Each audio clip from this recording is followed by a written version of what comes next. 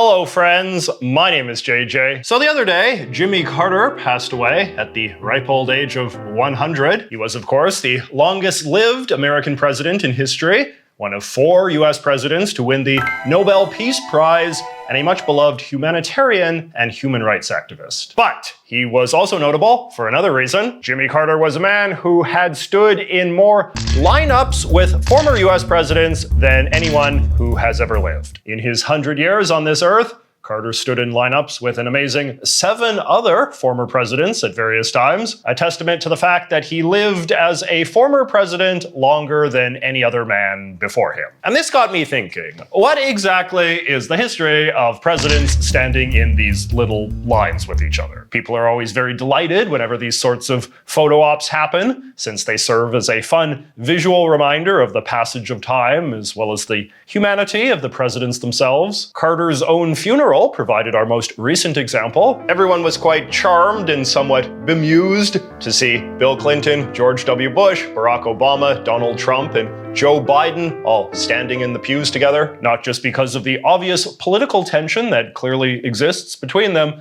but also because it's just kind of striking to see a bunch of men who were once so exalted as solitary figures now all huddled together in one place with much less formality and pretense. So today I thought it might be interesting to just attempt to document how many times these sorts of gatherings have happened and take a look at the photographs that we have of them, the vast majority of which include Jimmy Carter.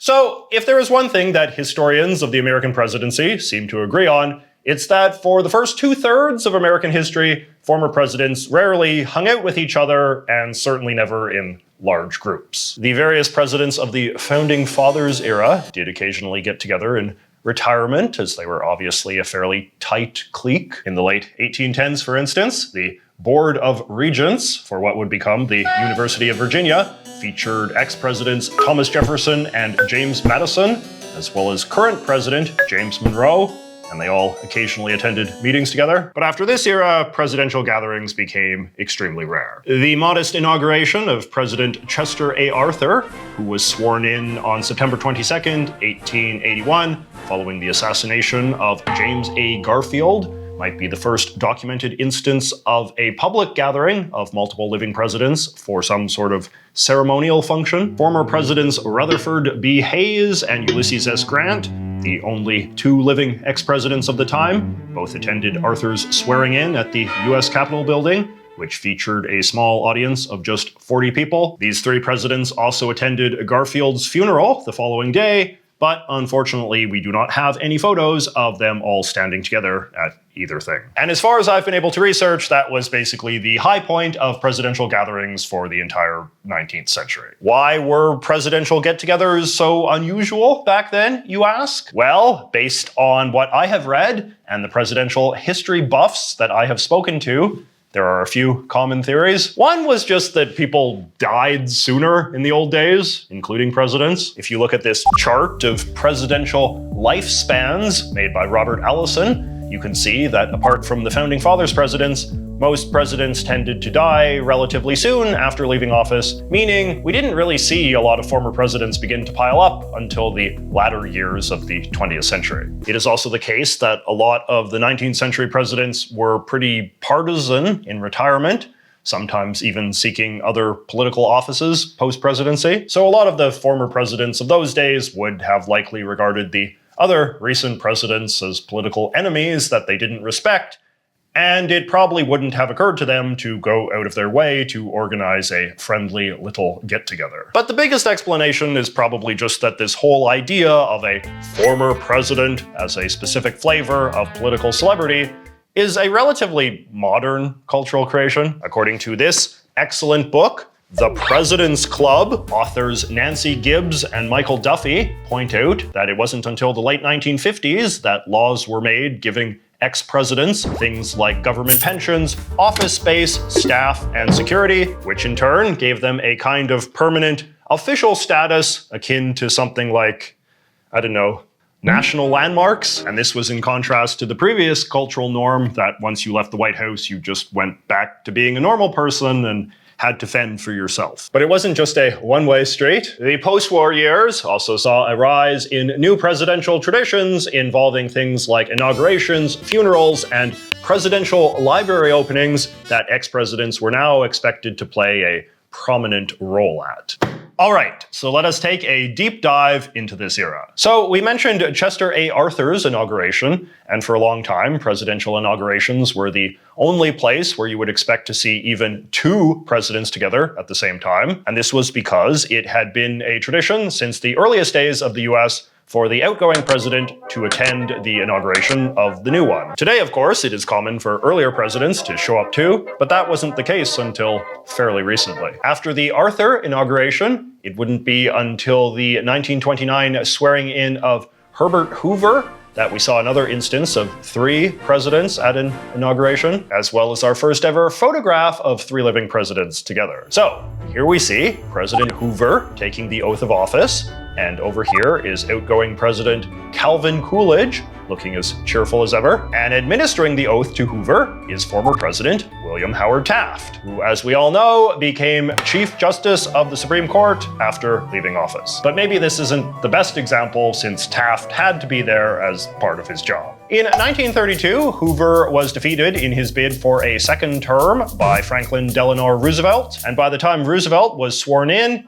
March of 1933, Taft and Coolidge were both dead, making Hoover the only living ex-president. Roosevelt then died in office in 1945 and was replaced by Harry S. Truman, who was president until 1953. And for all intents and purposes, 1953 was basically the year zero of our modern era of former presidents, because Hoover and Truman were not only the first ex-presidents to be incorporated into the new legal regime that gave special privileges to them, but they were also two former presidents who lived for quite a long time after leaving office and hung around Washington a lot. This gave them a lot of opportunities to do former president stuff. The book credits them as the founders of the President's Club. Hoover and Truman both attended the inauguration of President Dwight David Eisenhower in 1953, although we don't have a clear picture of both of them there. This is Truman here, and Hoover is the guy getting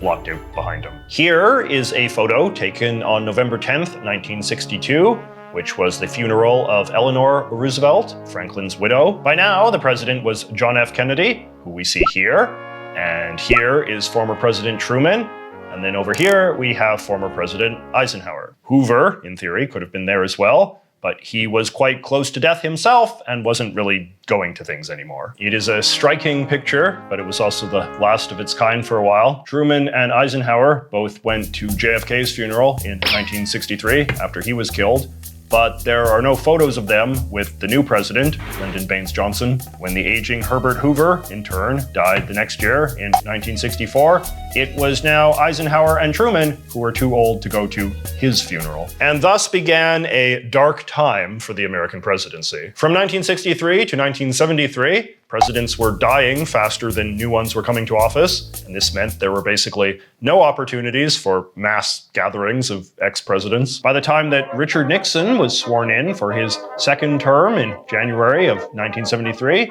he was literally the only living president of the United States. Former presidents Truman and Johnson had died immediately before and after. The years that followed were just the opposite, however. Starting with Nixon, a string of presidents came to power who all lived quite long lives and all spent at least 20 years as a former president. And it all culminated in a historic moment in 1981. In October of 81, the president of Egypt, Anwar Sadat, was assassinated in a horrible massacre at a military parade, a deeply shocking terrorist attack. Egypt was considered a very close and important ally of the United States at that time, and it was agreed that the US should send an impressive delegation to Sadat's funeral. But fear of further terrorism prevented President Ronald Reagan from going, so it was decided that instead, America would send a delegation of all of the country's living former presidents: Richard Nixon, Gerald Ford,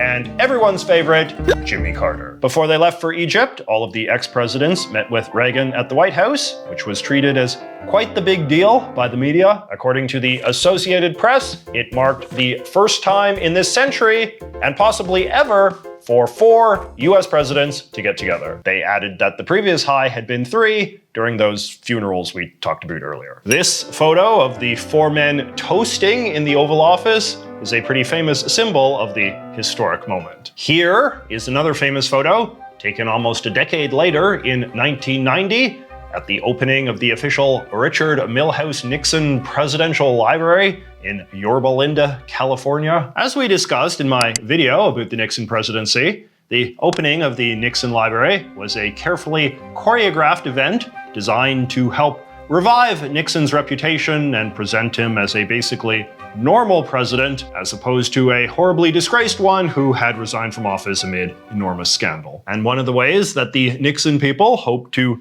stage manage their man's historic return to normalcy was by having all of America's living presidents attend the library's grand opening with him. But in the end, Nixon just had to settle for all of the living Republican presidents instead. Newly elected President George H.W. Bush, along with Ford, Reagan, and of course, Nixon himself. Jimmy Carter, who had been elected in large part as a repudiation of the Nixon presidency, did not show up, said to be sensitive to the optics of giving a symbolic endorsement to the cleaning up of Nixon's legacy. Nevertheless, the spectacle of the Nixon Library's opening was well received and helped establish a precedent that would be followed in subsequent decades. Just a year later, in fact, the Ronald Reagan Presidential Library was opened, and he was apparently uncontroversial enough that all 5 presidents were willing to come to that. An unprecedentedly large presidential gathering, but soon to be eclipsed. In 1993, Bill Clinton was sworn in as president, which briefly ushered in an era of 6 living presidents, the first time that number had been hit since a brief window during the Lincoln administration. But this time proved to be a brief window as well, as Richard Nixon died barely a year later in early 1994. He was given a big state funeral,